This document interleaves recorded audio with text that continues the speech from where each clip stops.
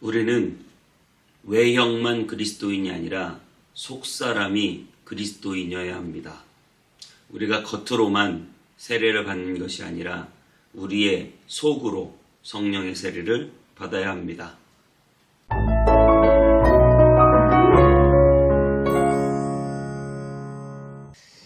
안녕하세요. 문땅님의 성문교 서정희 목사입니다. 하나님의 말씀이 오늘도 우리의 마음 가운데 새겨져서 그 하나님의 말씀의 힘과 능력이 나를 이끌어 줄 수 있는 그런 하루가 되기를 축복합니다. 하나님의 은혜 가운데 행복한 하루 되시기 바랍니다. 여러분, 법 기술자들이 있습니다. 법 기술자들은 법을 너무 잘 아는 거예요. 그래서 내가 잘 아는 법을 나의 유익을 위해서 이용하는 거죠. 그래서 어떤 면에서는 내게 이득을 취하고 또 똑같은 법으로 다른 사람들에게는 해를 끼치는 그래서 얼마 전에 저희가 뉴스에서 보았는데요. 한 학폭을 당한 학생이 아버지가 검사 고위직 출신이에요. 학폭을 가해한 학생의 아버지가요. 그래서 자기 아버지 자랑을 하면서 어떤 한 학생을 괴롭혔습니다. 이것이 학폭이 문제가 되었는데 나중에 여러분 그 뉴스를 보셔서 아시겠지만 나중에 가해 학생은요 전학을 했고 그리고 서울대를 가고 계속해서 잘 살지만 또 피해를 당한 학생은 오히려 더 어려움에 처하고 자살 시도를 하고 대학도 못 가고 그렇게 어려움에 처한다는 뉴스를 우리가 보았습니다. 왜 그렇게 되었습니까? 그것은 바로 아버지가 법을 잘 아는 검사였던 거예요. 그래서 그 법으로 자기 아들의 편에 서서 아들이 학폭을 가했음에도 불구하고 계속해서 상대에게 소송을 걸고 재판을 하고 그래서 피해 학생의 그 가족들을 오히려 괴롭혔던 사건이죠. 온 국민이 분노했던 사건입니다. 여러분 이처럼 법 기술자들은 법을 가지고요. 자기가 원하면 자기가 원하는 대로 법을 요리해서 자기에게 유리하게 그래서 자기는 하나도 피해도 안 보고 자기의 반대편에 있는 사람들은 얼마든지 피해를 주게 할 수 있는 그런 법 기술을 부리는 사람들을 법 기술자다 이렇게 말을 합니다. 이 땅의 법이 참 만인 앞에 평등해야 되는데요. 우리가 그렇지 않다는 사실을 보면서 가슴 아파하죠. 오늘 유대인들은 이스라엘 백성들은 유대인들은 율법 기술자였습니다. 율법 기술자. 그래서 그 율법을 자기네들에게 아주 유리한 방법으로 율법을 만들어내는 것입니다. 그래서 율법에 예수님이 이제 그런 비판을 하신 적이 있는데요. 너희가 성전으로 맹세하면 안 지켜도 되는데 성전의 돈으로 맹세하면 지켜야 된다라고 말한다. 그러니까 성전에 돈 내는 일은 꼭 지키라고 한다는 거죠. 너희가 부모에게 맹세한 거는 안 해도 된다고 말하는데 하나님께 드리겠다고 하는 거는 성전에 헌금 내는 일은 꼭 하라고 말한다. 그러니까 성전에 돈 내는 거는 꼭 지키고 부모한테는 안 지켜도 되고 또 그냥 말로만 성전 하나님이 임하시는 그 성전에 대해서는 안 지켜도 되는데 그 성전의 돈 내기로 한 거는 꼭 지켜야 된다. 이렇게 표현한다는 것입니다. 그러니까 율법을 자기네들 유리할 대로 다 만들어서 쓰는 거예요. 그래서 율법을 이용해서 자기들은 선생이 되고 자기들은 사회의 지도층이 되고 자기들은 많은 돈과 권력을 향유하고요. 그 율법을 이용해서 많은 서민들과 없이 가난하고 힘든 사람들은 그 율법으로 올가매는 역할을 하는 것이죠. 그래서 오늘 본문에서는 그 율법 기술자들의 유대인에 대한 철저한 비판을 오늘 사도 바울이 하고 있는 것을 봅니다. 자, 이제 오늘부터는 우리가 본격적으로 로마서를 다룰 텐데요. 자, 우리 로마서 2장 17절부터 29절까지 본문 말씀 읽고 다시 말씀 듣겠습니다.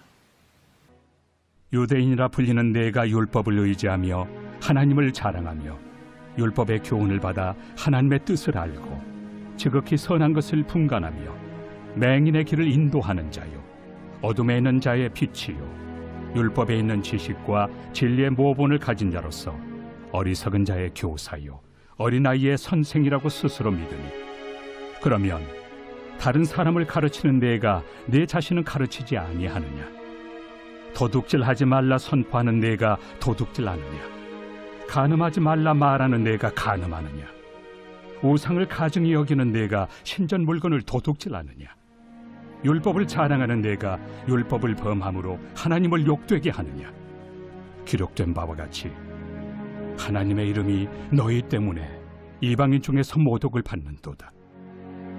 내가 율법을 행하면 할례가 유익하나 만일 율법을 범하면 내 할례는 무할례가 되느니라. 그런즉 무할례자가 율법의 규례를 지키면 그 무할례를 할례와 같이 여길 것이 아니냐. 또한 본래 무할례자가 율법을 온전히 지키면 율법 조문과 할례를 가지고 율법을 범하는 너를 정죄하지 아니하겠느냐. 무릇 표면적 유대인이 유대인이 아니요 표면적 육신의 할례가 할례가 아니니라. 오직 이면적 유대인이 유대인이며 할례는 마음에 할지니 영에 있고 율법 조문에 있지 아니한 것이라. 그 칭찬이 사람에게서가 아니요 다만 하나님에게서니라.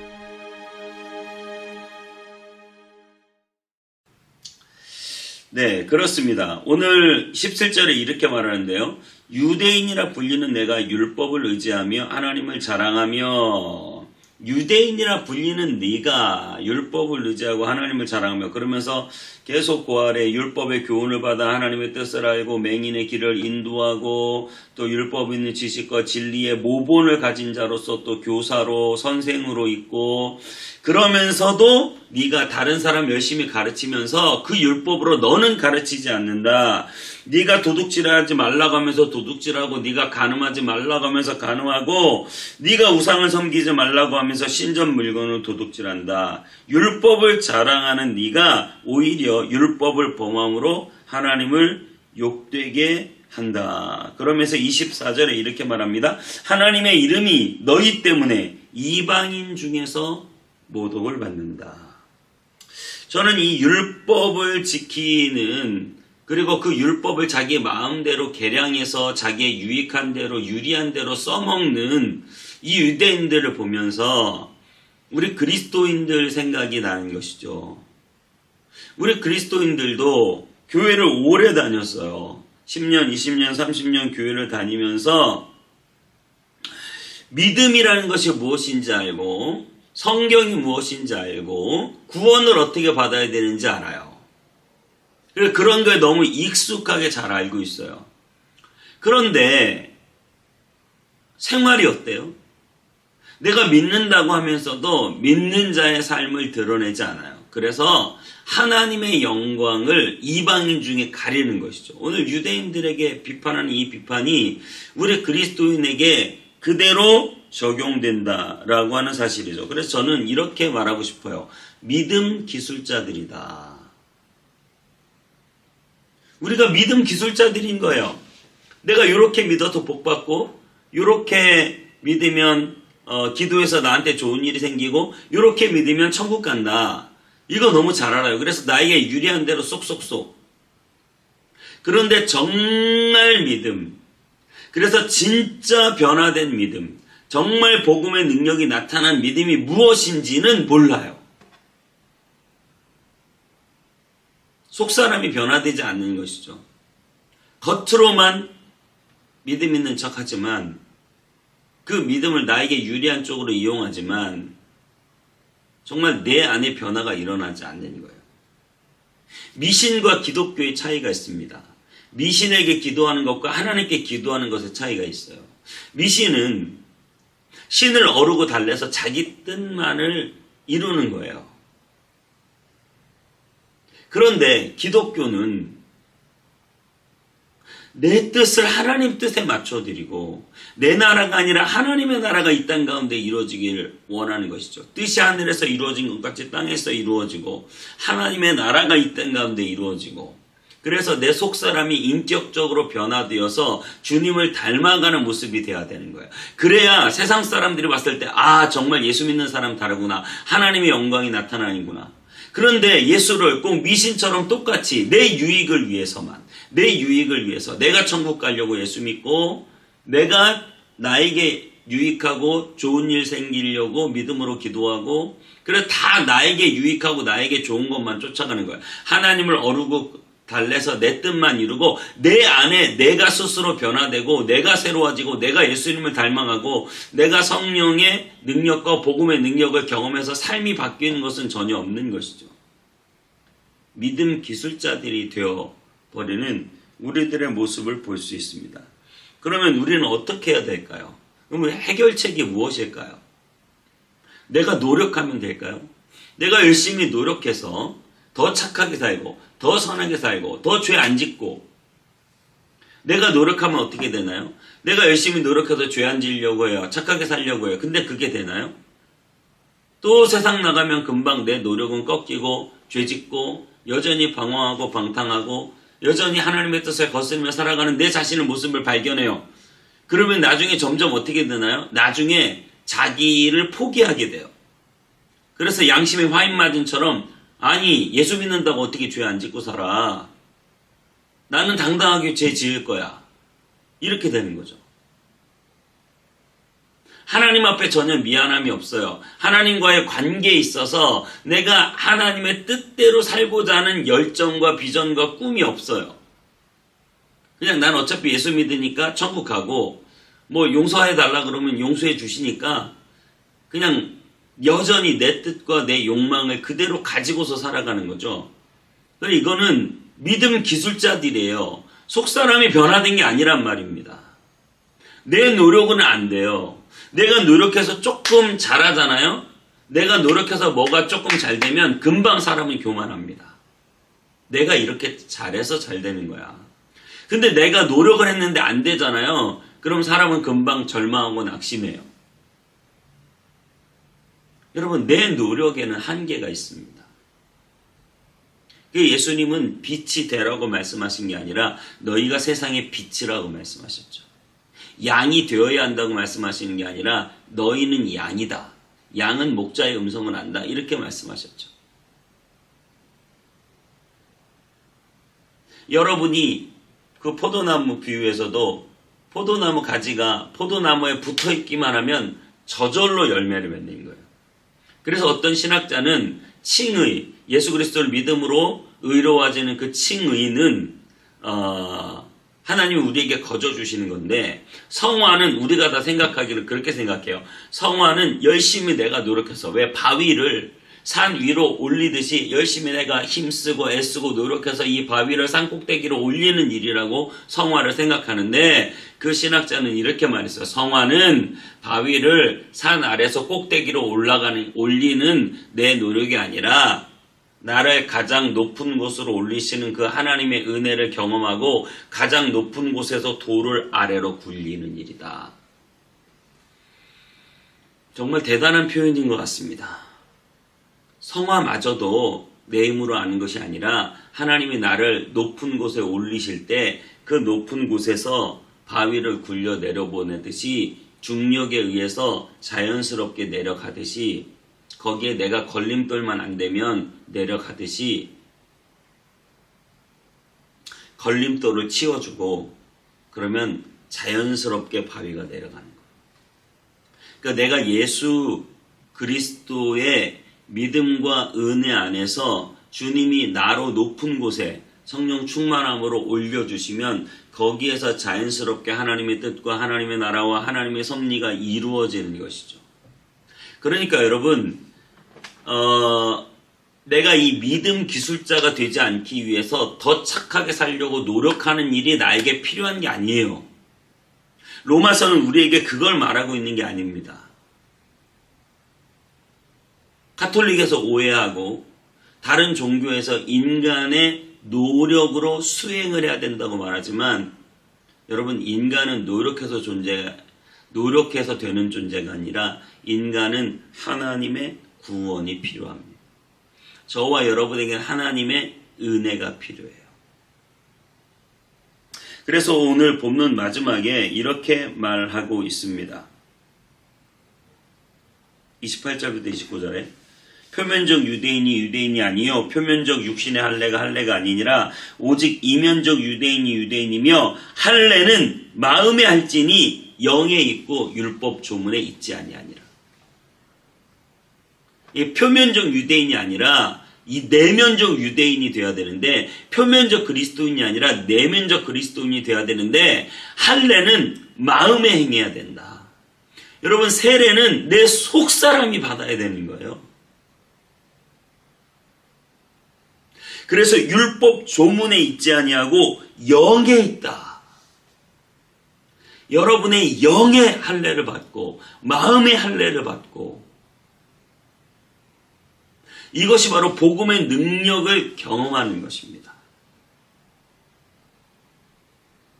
어떤 한 분이 예수님을 믿은 지 얼마 안 됐어요. 그런데 그 복음이 자기 안에 놀라운 능력이 되어서 이제는 이전의 과거를 다 청산하고 예수님을 믿기로 결정했어요.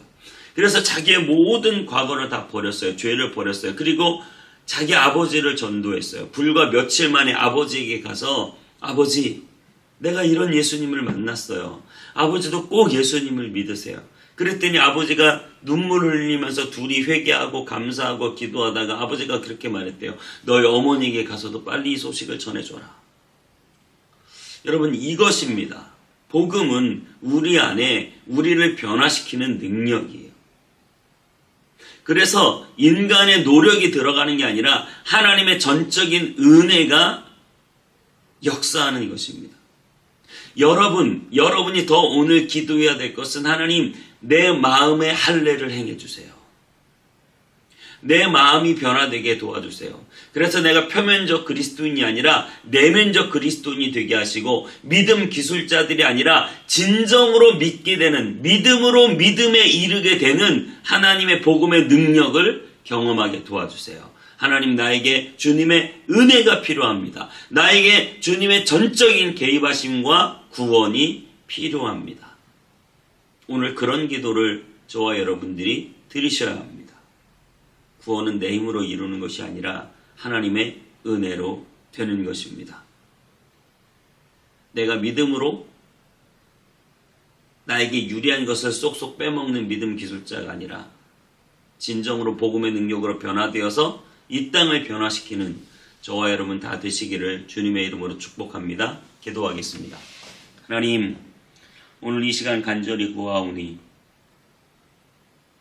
그저 내 표면적인 그리스도인이 아니라 내면적 그리스도인이 되게 하시고, 정말 세례를 내 겉 육체에 물을 뿌리는 것이 아니라 내 속에 영원하도록 솟아나는 생명의 강이 흘러넘치게 하셔서 정말 내가 마음의 할례가 행해지는, 내 마음에 성령의 세례가 충만히 임하는, 그래서 내가 무엇이든 주님의 뜻을 따라 살고 주님의 뜻에 맞추고 주님이 기뻐하시는 일을 나도 기뻐하며 하나님의 영광을 위해 달려가는 우리의 삶이 되도록 마음의 할례를 행하여 주시옵소서.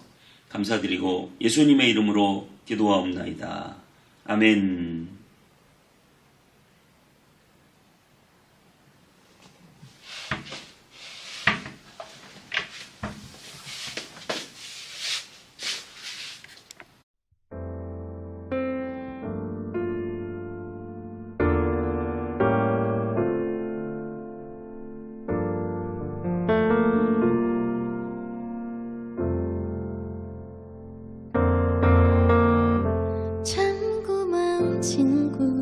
나의 예수님,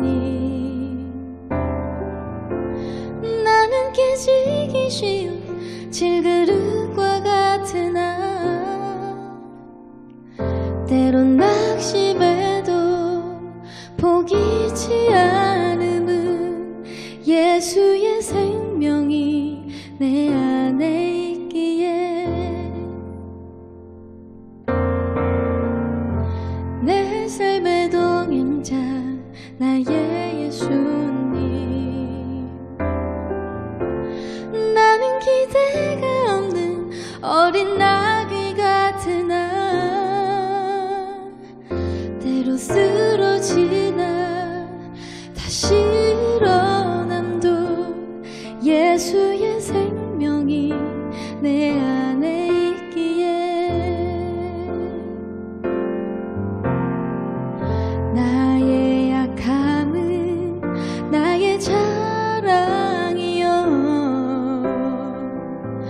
나의 실패는 나의 간증이요 나의 아픔은 나의 영광이니 그 부르심 따라 내가 걸어갑니다. 내 삶의 동행자 나의 예수님 나는 기대가 없는 어린 나귀 같으나 늘 쓰러지나 다시 일어남도 예수의 생명이 내 안에 있기에 나의 약함은 나의 자랑이요 나의 실패는 나의 간증이요 나의 아픔은 나의 영광이니 그 부르심 따라 내가 걸어갑니다.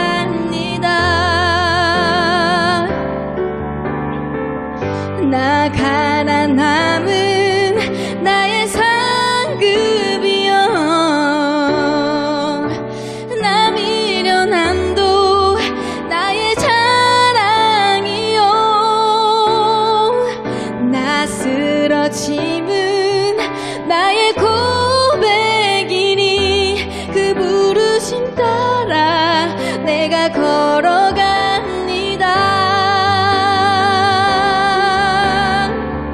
나의 약함은 나의 자랑이요 나의 실패는 나의 간증이요 나의 아픔은 나의 영광이니 그 부르심 따라 내가 걸어갑니다.